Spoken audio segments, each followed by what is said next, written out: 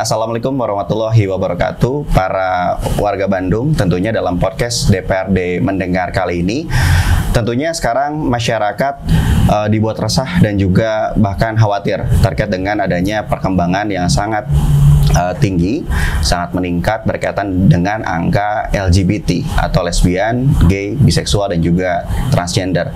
Tentunya hal ini pun membuat masyarakat banyak yang menyampaikan aspirasi kepada wakil rakyat mereka, tentunya di DPRD Kota Bandung. Lantas seperti apa respon yang dilakukan oleh DPRD Kota Bandung? Apakah juga hal ini menjadi sorotan dari wakil rakyat kita yang menjadi wakil untuk menyampaikan banyak aspirasi dan juga mungkin masukan untuk kehidupan dan juga mungkin untuk pemerintahan yang lebih baik? Kita alhamdulillah akan membahas hal ini tentunya bersama pimpinan DPRD Kota Bandung, bersama Dr. Haji Edwin Senjaya SMM yang alhamdulillah sudah berada di samping Kang Ewok ya. Assalamualaikum Kang Haji, apa kabar? Waalaikumsalam warahmatullahi. Alhamdulillah baik Kang Ewok. Alhamdulillah baik ya. Tentunya Kang Haji langsung saja berkaitan dengan aspirasi yang disampaikan oleh masyarakat, entah itu oleh kelompok masyarakat ataupun masyarakat sendiri terkait LGBT. Nah, ini seperti apa mungkin aspirasi yang sudah masuk ke DPRD Kota Bandung nih, Kang Haji? Ya, baik, saya perlu sampaikan ya bahwa beberapa waktu yang lalu kami menerima audiensi ya secara resmi dari bagian daripada elemen masyarakat, namanya Ampuhis, Aliansi Manusia Peduli Hidup Sehat. Mereka datang ke kantor, kebetulan saya yang menerima ketika itu, dan intinya menyampaikan keresahan ya atas terjadi maraknya isu LGBT ini di tengah-tengah masyarakat, sehingga mereka mengusulkan agar di Kota Bandung ini dibahas dan ditetapkan Raperda mengenai pencegahan dan penanggulangan LGBT. Sebagaimana juga yang sudah dilakukan di beberapa daerah yang lain, seperti di Garut misalnya, di Makassar, ataupun juga Bogor. Dan sebetulnya aspirasi seperti ini bukan pertama kali kami terima. Jadi dalam beberapa kesempatan setiap kami ada kegiatan ya, sosialisasi dengan masyarakat, apakah itu reses atau ketika kita melakukan pertemuan-pertemuan, acara-acara begitu ya di tengah-tengah masyarakat, ada satu dua masuk kepada kami keprihatinan, kekhawatiran ya dari warga masyarakat akan kondisi seperti ini. Bahkan beberapa waktu yang lalu ya, ada kasus di Kota Bandung, kebetulan di salah satu wilayah kecamatan di dapil saya. Jadi ada anak di bawah umur, masih usia SD, dia mengalami pelecehan seksual oleh teman-temannya yang juga sama-sama berjenis kelamin laki-laki. Dan itu ternyata sudah terjadi berulang kali. Laporannya sampai kepada kami, sampai akhirnya kami melakukan langkah-langkah ya, pengamanan para pelaku kami amankan, berikut juga dengan orang tuanya, dan kemudian akhirnya kita serahkan untuk diproses, walaupun memang karena ini anak-anak di bawah umur, tentu penanganannya juga berbeda karena ada undang-undang perlindungan anak. Tapi yang patut kita cermati, karena saya sempat berdialog dengan para pelaku, apa yang membuat mereka tergerak untuk melakukan hal itu? Ternyata ya karena mereka sering melihat situs-situs porno, termasuk juga video rekaman di mana yang melakukannya itu adalah sesama jenis. Mungkin karena kepolosan mereka akhirnya mencoba melakukan eksperimen ya dengan temannya sendiri, dan dipilihlah temannya yang paling lemah begitu kan, yang tidak bisa melakukan perlawanan. Ini hanya salah satu kasus ya, betul, yang kita ketahui, dan saya yakin mungkin masih banyak kasus-kasus lain yang tidak terbongkar. Betul. Nah, dari hasil audiens kemarin, akhirnya kami pimpinan DPRD Kota Bandung melakukan pembicaraan, karena perlu saya sampaikan tentu kepada pimpinan yang lain, dan alhamdulillah pimpinan yang lain seperti Pak Teddy, Pak Kurnia juga sangat merespon dengan baik. Dan kita sepakat bahwa langkah selanjutnya nanti ini akan diteruskan ke Bapemperda ya, untuk dilakukan pembahasan, pengkajian sampai pada akhirnya apakah nanti Raperda ini bisa ditetapkan atau tidak. Tapi semangat kita ini yaitu tadi, kita ingin melindungi masyarakat, khususnya masyarakat Kota Bandung, dengan upaya untuk melakukan pencegahan dan penanggulangan terhadap LGBT ini. Betul. Artinya kalau kita lihat dari kasus yang tadi, bisa dikatakan kasus yang mungkin muncul ke permukaan tuh dikit ya, seperti fenomena gunung es. Betul, fenomena gunung es ya. Apa yang kita ketahui mungkin tidak sebanding dengan apa yang sebetulnya terjadi di lapangan. Betul. Gitu. Betul. Tapi nih Kang Haji, kalau kita bicara soal apa ya, soal yang menyebabkan LGBT ini berkembang, terutama di Indonesia, di Kota Bandung, apakah memang karena mungkin selain tadi ada berbagai situs porno, lalu juga kan kalau kita lihat memang kampanye LGBT itu begitu luar biasa ya. Ya kita contoh Piala Dunia, lalu juga punten Kang Haji, ini banyak juga aspirasi yang masuk ke DPRD mendengar itu adalah video-video yang diperuntukkan untuk anak-anak itu diselipin kampanye seperti itu. Seperti apa pandangan dari Kang Haji? Gini, kita sekarang harus memandang ya bahwa LGBT ini bukan hanya sekedar sebagai penyimpangan orientasi seksual. Tapi kalau saya melihat ini sebagai sebuah gerakan sekarang yang masif dilakukan dan sifatnya ini sudah berskala internasional. Ya tadi sudah disebutkan kan, diantaranya ketika kita mengikuti Piala Dunia Qatar ya. Saya ngikutin Piala Dunia itu kan dari saya kecil. Dan dulu kalau kita nonton Piala Dunia ya asik-asik aja. Ya piala ya kita nonton sepak bola gitu ya. Tapi kalau sekarang ini kan seperti ada propaganda di situ. Bayangkan, bahkan sampai mereka mencampuri kebijakan yang dimiliki oleh negara. Kan seharusnya kalau memang mereka bicara tentang kebebasan berpendapat, ya, hak asasi dan sebagainya, ya juga harus dihargai dong. Betul. Ya, misalnya kebijakan satu negara. Kebetulan Qatar kan memang menolak praktek-praktek LGBT ini. Bahkan melantunkan satu ayat yang. Iya.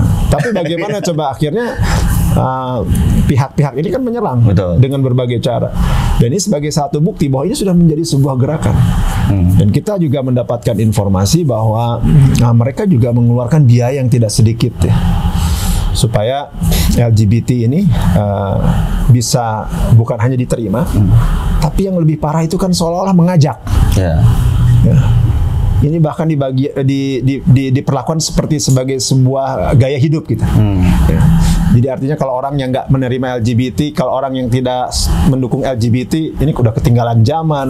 Betul. Lalu kemudian intoleran, pelaku diskriminatif dan sebagainya. Jadi ini luar biasa. Saya melihat bahwa ini memang sudah menjadi gerakan, dan oleh karena gerakan itulah ini tentu saja akan berpengaruh ya terhadap kondisi yang ada di tengah-tengah masyarakat kita. Ditambah sekarang yang membuat lebih parah itu kan kita lagi mengalami era disrupsi nih. Betul. Disruption. Ada satu perubahan besar yang terjadi dalam tatanan kehidupan manusia yang disebabkan apa? Digitalisasi. Nah, sekarang ini kan informasi begitu deras masuk ke kita dan tidak bisa dibendung, tidak ada filternya gitu. Baik informasi yang positif maupun juga yang negatif. Termasuk juga tentu mereka yang sedang berupaya untuk mengangkat isu LGBT ini bisa diterima. Nah, saya melihat ini korbannya akhirnya ya banyak anak-anak kita, anak-anak muda yang memang relatif mereka kan masih polos begitu ya. Ditambah mungkin juga kurangnya bekal pendidikan agama, edukasi yang baik, sehingga ini bisa terus berkembang. Oleh karena itu, saya kira inilah tugas bersama kita ya untuk membentengi hal-hal semacam ini tidak terus terjadi. Ini kan kita semangatnya itu adalah justru semangat kemanusiaan. Betul. Kalau kita ingin mencegah, melakukan penanggulangan terhadap LGBT, ini bukan satu tindakan yang intoleran, tindakan yang radikal, atau tindakan yang diskriminatif. Justru ini adalah tindakan kemanusiaan. Supaya kita meletakkan manusia itu sesuai dengan kodratnya. Betul. Hakikatnya ini awalnya gitu ya. Tapi ini juga kan ada anggapan yang saya pun kadang-kadang jadi perdebatan juga gitu kan di tengah masyarakat. Banyak yang bilang LGBT itu penyakit, LGBT itu gen bawaan. Katanya dari kecil gara-gara kurang apalah, jadi asalnya harus ke kanan, ini rada-rada ke kiri seperti itu. Nah, ini menurut Kang Haji sendiri seperti apa? Apakah hal ini benar-benar gen atau penyakit? Memang terjadi dua perbedaan pandangan ya. Tapi kalau saya pribadi bisa mensikapi hal itu dari dua hal. Yang pertama kita bisa membahas secara ilmiah. Betul. Kalau secara ilmiah tentu harus berdasarkan knowledge, pengetahuan ya. Yeah. Oke, memang ada yang mengatakan bahwa LGBT ini adalah sesuatu yang sifatnya genetik, bawaan dari lahir bahkan. Sehingga mau tidak mau kita harus menerima ya adanya katakanlah perbedaan yang mereka maksud seperti itu. Tapi juga jangan lupa di sisi yang lain juga banyak para ahli yang mengatakan sebaliknya. Misalnya saya bisa kutip ya pendapat salah seorang pakar psikiater terkemuka dari Amerika Serikat, namanya kalau tidak salah Charles W. Sodarites. Ya. Beliau mengatakan bahwa LGBT ini bukan genetik, tapi lebih disebabkan oleh faktor-faktor psikososial. Ya, jadi pengaruh dari lingkungan, bisa juga trauma bawaan, atau orang-orang yang mengalami depresi karena persoalan-persoalan misalnya pernikahan dan sebagainya. Ditambah juga minimnya edukasi, minimnya pendidikan keagamaan, sehingga mereka masuk ke situ. Dan menurut beliau, menurut Charles ini, bahwa LGBT ini bisa disembuhkan. Bisa disembuhkan. Artinya kita sepakat bahwa ini bukanlah genetik, ini adalah persoalan pilihan. Yeah. Pilihan orang mau melakukan itu atau tidak. Sama lah seperti juga narkoba kan. Betul. Narkoba ini adalah pilihan. Orang mau melakukan atau tidak. Tentu bila melakukan ada konsekuensinya yang harus diterima. Baik. Lalu mungkin sebelum kita jeda, Kang Haji, kalau kita bicara soal dampak, nah kan ini pro kontra nih, ada yang mendukung, ada yang tidak mendukung. Artinya andai kata ini ada sedikit pembiaran, artinya kan ada pembiaran ya kalau ini tidak segera ditanggulangi. Nah, dampaknya kan seperti apa sih yang saya jujur agak ngeri sih, merinding kalau bicara dampak kalau kita membiarkan hal-hal yang menyimpang ini terus terjadi di Kota Bandung ataupun Indonesia lah, seperti apa Kang Haji? Ada data ya dari jurnal ilmiah, kalau tidak salah tahun 2015, sebuah lembaga dari luar negeri menyampaikan bahwa Indonesia ini sudah menduduki urutan kelima. Iya, populasi LGBT terbesar di dunia. Bayangkan tuh. Kalau di dunia sudah nomor 5, ya di Kota Bandung juga bagaimana? Ya kan artinya kan kurang lebih ini patut kita cermati. Dan kalau tadi ditanya dampak bagaimana, ya jelas pasti akan dampak yang luar biasa. Tadi saya lupa ya, belum menyampaikan. Tadi kan kita mengukur apakah LGBT ini penyakit atau tidak, ada dua. Satu parameternya adalah ilmiah, dan yang kedua tentu saja nilai-nilai agama. Dan saya yakin semua agama ya itu akan mengatakan hal yang sama. LGBT ini sesuatu yang terlarang. Kalaupun ada yang mendukung, sifatnya pasti itu oknum. Apalagi bila kita kaitkan juga Indonesia ini kan negara Pancasila ya. Betul. Ya. Dan tentu perbuatan-perbuatan menyimpang seperti itu akan bertentangan dengan falsafah negara kita, yaitu Pancasila itu sendiri. Ada yang mengaitkan bahwa LGBT dengan HAM, ya, hak asasi manusia. Ini harus diterima karena ini berkaitan dengan hak asasi. Tapi kita juga harus paham hak asasi itu juga dibatasi. Misalnya kalau kita baca undang-undang ya tentang HAM ini, Undang-Undang Nomor 39 tahun 1999, hak asasi manusia itu dibatasi. Dibatasi oleh apa? Oleh misalnya nilai-nilai moral, oleh norma-norma yang ada di tengah-tengah masyarakat, termasuk juga nilai-nilai yang ada di dalam agama. Artinya tidak bisa seseorang mengatakan dengan alasan hak asasi manusia dia melakukan sesuatu yang justru ini bisa mengancam juga keberlangsungan manusia yang lainnya. Jadi saya kira selain faktor ilmiah, kita juga berbicara secara faktor nilai-nilai agama, nilai-nilai norma, bahwa LGBT ini tidak bisa diterima. Nah, dampaknya nanti ini akan berimbas kepada generasi-generasi muda kita nih. Dan ini sudah terjadi di negara-negara barat ya. Betul. Yang mereka notabene bebas. Kan kita bisa lihat lembaga pernikahan sudah semakin tidak dihargai. Ya. Bahkan mereka kecenderungannya hidupnya ya bebas, liberal begitu kan. Lalu kemudian akhirnya lebih jauh lagi timbul penyakit-penyakit yang Betul, yang aneh-aneh dan membahayakan. Walaupun memang misalnya kalau kita bicara HIV/AIDS misalnya, tidak semuanya disebabkan oleh perilaku seksual menyimpang seperti LGBT ini. Tapi ini juga salah satu yang menyumbangkan ya. Nah, bayangkan tuh, ini dampaknya akan ke sana. Lalu juga ini akan merusak tatanan hidup manusia. Manusia yang awalnya kodratnya memang laki-laki dengan perempuan, ya sebagaimana kalau kita misalnya tarik ya, ini cerita tentang Nabi Adam dan Siti Hawa istrinya, beliau kan. Bayangkan, sejak dulu kita sudah tahu pasangan itu Adam dan Hawa, bukan Adam dan Tommy, atau Adam dan Bambang. Betul, atau Ujang dan Wawan gitu. Asep dan Dadang enggak ada. Betul. Ini sudah ada kodrat manusia seharusnya itu seperti apa. Makanya kita kembali lagi berharap dengan adanya Raperda ini, dan mudah-mudahan nanti bisa disepakati untuk ditetapkan di Kota Bandung. Kita ingin mengembalikan nih aspek kemanusiaan itu. Betul. Jangan dikotori, jangan dirusak. Kita bukan menebarkan kebencian, justru ingin menempatkan sesuatu pada tempatnya. Oke, ya jadi seperti itu warga Bandung dan juga masyarakat berkaitan dengan sikap dari DPRD Kota Bandung, dan tentunya kita akan coba dalami karena yang jadi pertanyaan, apakah Raperda ini ataupun nanti jadi perda akan menjadi salah satu kunci sukses untuk menekan, bahkan kalau bisa menghilangkan ya Kang Haji ya, menghilangkan LGBT di Kota Bandung. Tentunya akan Anda simak tentunya hanya di podcast DPRD Mendengar bersama saya Kang Ewok dan juga pimpinan DPRD Kota Bandung Kang Haji Edwin Senjaya. Cekidot hadirkan beberapa informasi lainnya untuk Anda, tetap bersama kami.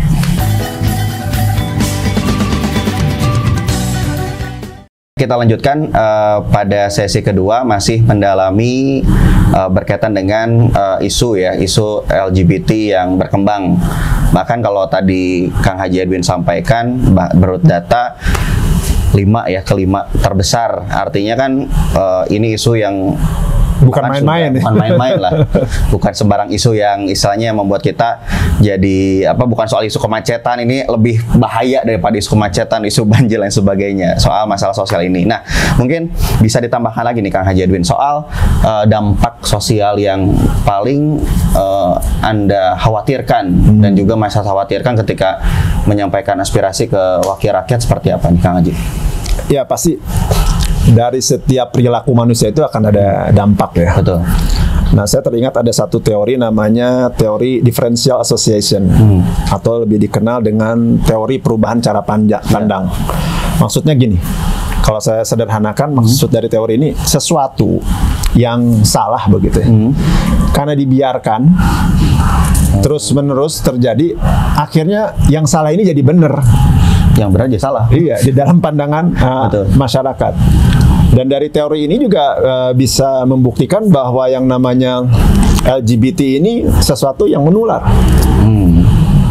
Ini yang sangat-sangat berbahaya. Dari berbagai testimoni, kasus-kasus yang kita ikuti ya, kita baca bagaimana seseorang yang tadinya normal, karena berada di lingkungan yang seperti itu terus-menerus, cara pandang dia jadi berubah, dan pada akhirnya dia menerima, dan akhirnya juga dia menjadi pelaku.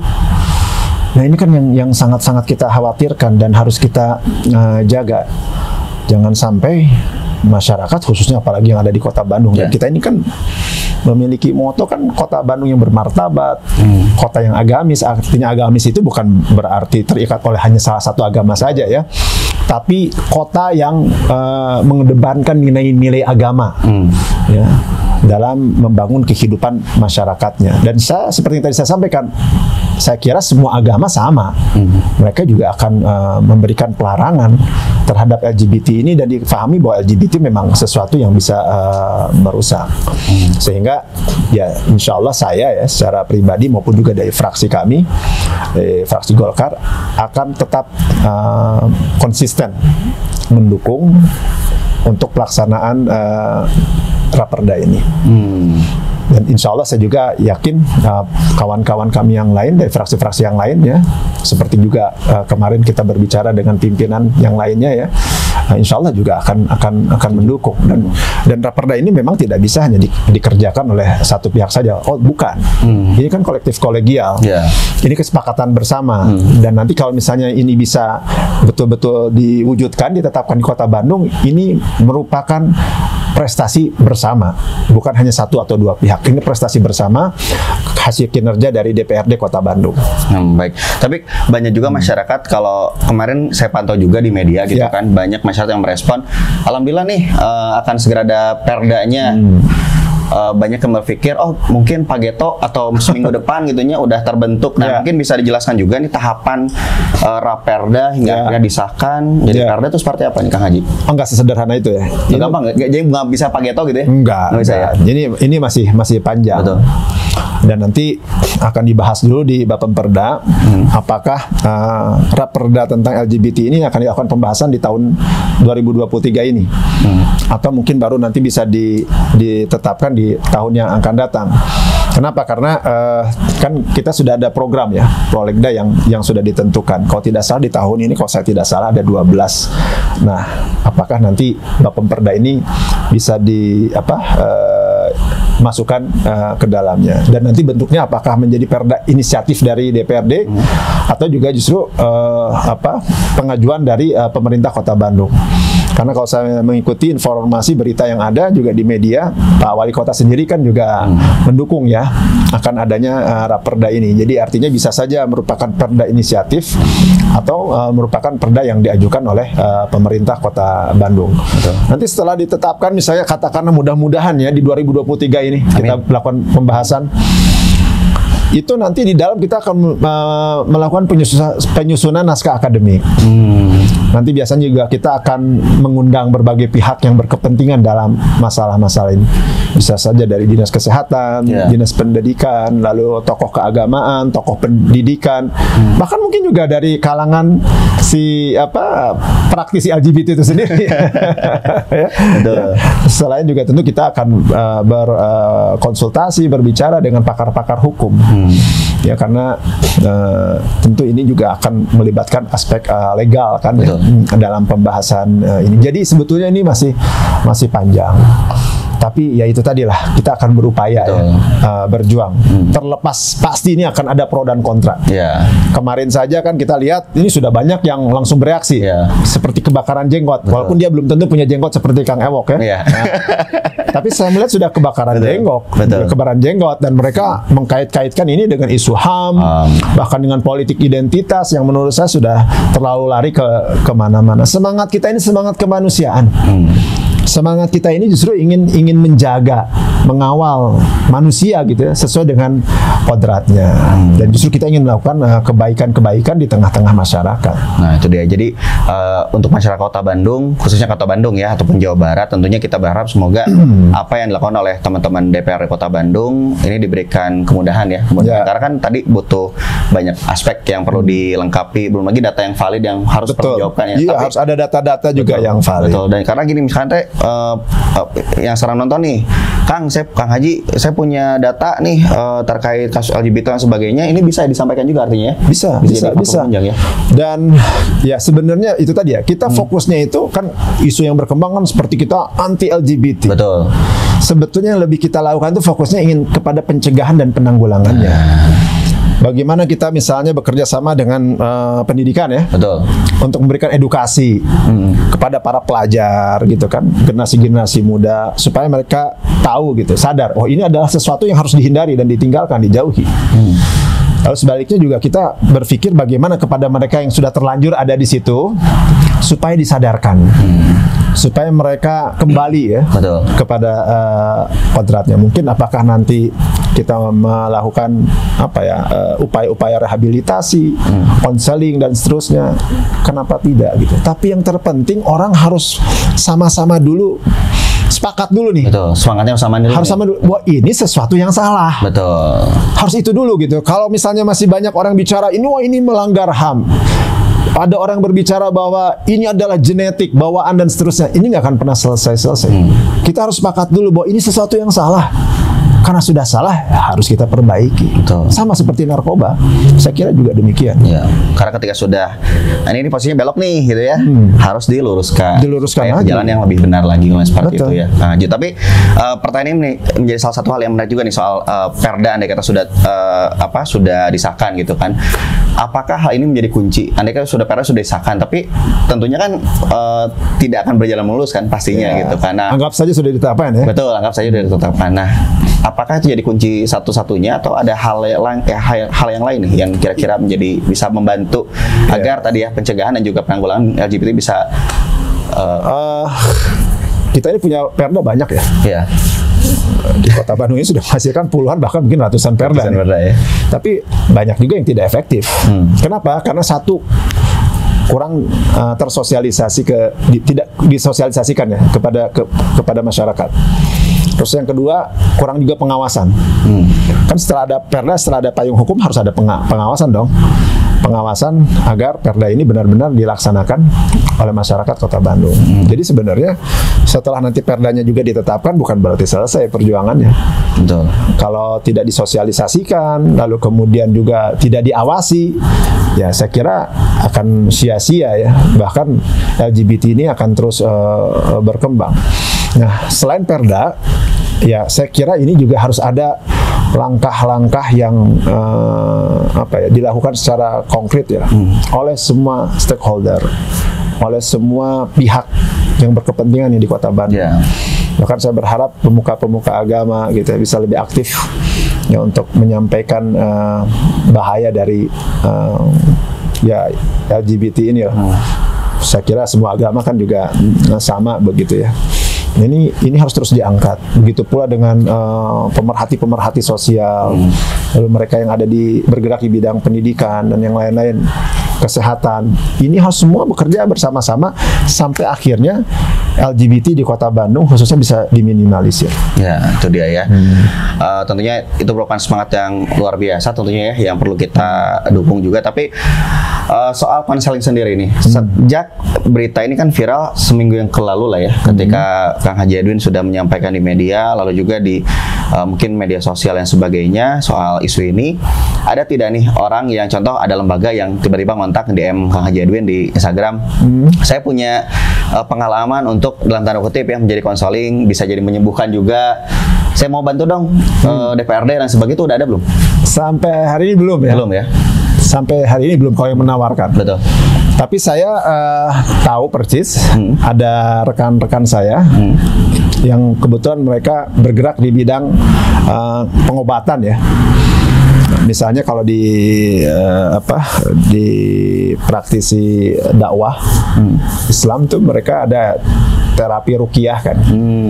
Nah ternyata dari hasil obrolan kami selama ini ada kasus-kasus LGBT yang bisa disembuhkan. Ada ya? Ada.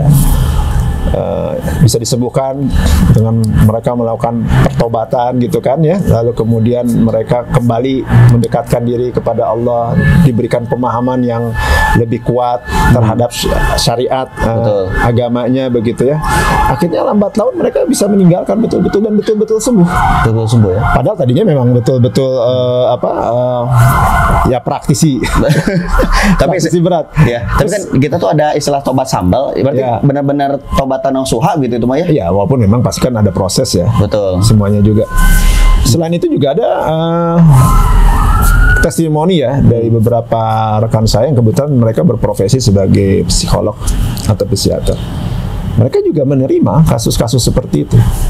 Ya, pasiennya datang lalu menceritakan kondisinya gitu ya, bahwa dia sudah menjadi seorang praktisi gitu kan, terus ingin kembali, ya mereka dampingi, berproses sampai akhirnya juga bisa sembuh. Dan banyak yang sudah fatal. Fatal tuh begini ya, ini ada kasus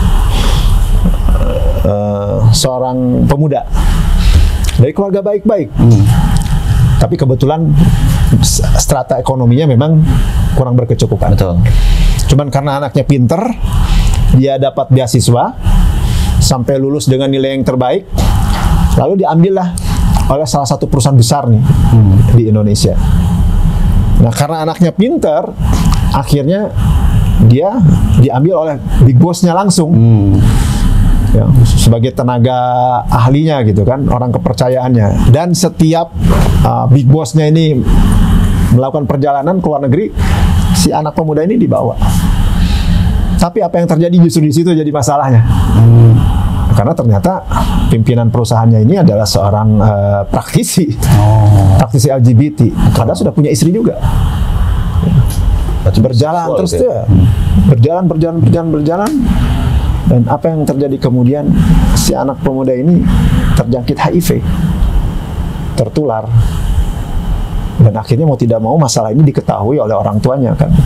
Orang tuanya yang bawa ke dokter. Nangis orang tuanya di depan dokternya. Dokternya juga menceritakan sambil menangis juga gitu kan. Kita nggak bisa bayangkan kalau misalnya terjadi kepada kita bagaimana. Bayangkan dok, katanya, anak saya ini dari kecil saya didik, saya berikan nilai-nilai keagamaan, dia menjadi anak yang berprestasi. Lulus sekolah pun juga dengan pendidikan, dengan nilai yang sangat-sangat luar biasa, memuaskan. Masuk kerja, harapan kita kan dia akan semakin menjadi orang besar gitu kan. Tahu-tahu kena kasus kayak begini. Kalau sudah begitu, siapa yang mau tanggung jawab? Dan ini sudah sering terjadi ya dalam beberapa kasus. Kalau misalnya ada pasien-pasien yang akhirnya mereka terjangkit HIV, AIDS ya, lalu kemudian akhirnya dia sampai harus meninggal, giliran mau dikuburin, mohon maaf nih saya mau tanya, mana tuh organisasi-organisasi yang selama ini berbicara tentang HAM? Yang mengurus untuk menguburkan dan sebagainya kan akhirnya kan dikembalikan kepada umat. Ya, kepada masyarakat. Mereka sudah tidak mau peduli lagi terhadap hal-hal seperti itu. Makanya ini kita memang luar biasa ya. Merinding ya. Saya dari dampak seperti ini jangan dianggap main-main. Betul. Ada kasus besar kemarin di Jakarta tuh. Mungkin Kang Ewok juga. Sekelompok laki-laki kan ditangkap kan, karena mereka bikin pesta. Betul. Di satu tempat gym. Kalau tidak salah 144 orang. Kalau tidak salah tuh. Banyak kok. Pokoknya banyak aja. Bugil bersama di tempat itu. Mohon maaf nih saya harus sampaikan dalam acara ini.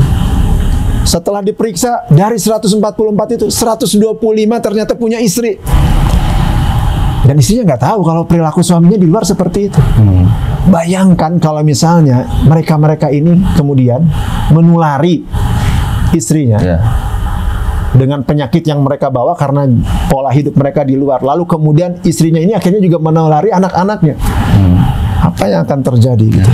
Dampaknya luar biasa ngeri. Ya, makanya mereka yang berbicara tentang HAM itu Anda harus paham gitu bahwa HAM ini dibatasi oleh nilai-nilai norma. Karena HAM itu artinya nilai moral, bukan kebebasan ya. Bukan kebebasan sebebas-bebasnya. Ini yang salah kaprah gitu. Dan jangan lupa kita ini hidup di Indonesia, di bumi Nusantara. Kebetulan kalau di tanah Sunda ya, saya aktif dalam kegiatan seni budaya. Kalau kita baca literatur sejarah nih, baca tentang raja-raja yang ada di Tatar Sunda ini, di situs-situs yang ada di Tatar Sunda ini, nggak ada tuh yang membahas tentang LGBT. Artinya bahwa LGBT ini bukan sesuatu yang memang patut untuk disosialisasikan sejak kehidupan masyarakat di zaman dulu. Dulu bahkan saya pikir hal kayak gini masih tabu ya. Tapi kalau sekarang itu tadi sudah berubah menjadi sebuah gerakan. Seolah-olah kita harus menerima keberadaan LGBT ini, dan bahkan seolah-olah kita harus menjadi bagian daripada mereka. Nauzubillahi min dzalik. Saya kira ini perlu diluruskan ya.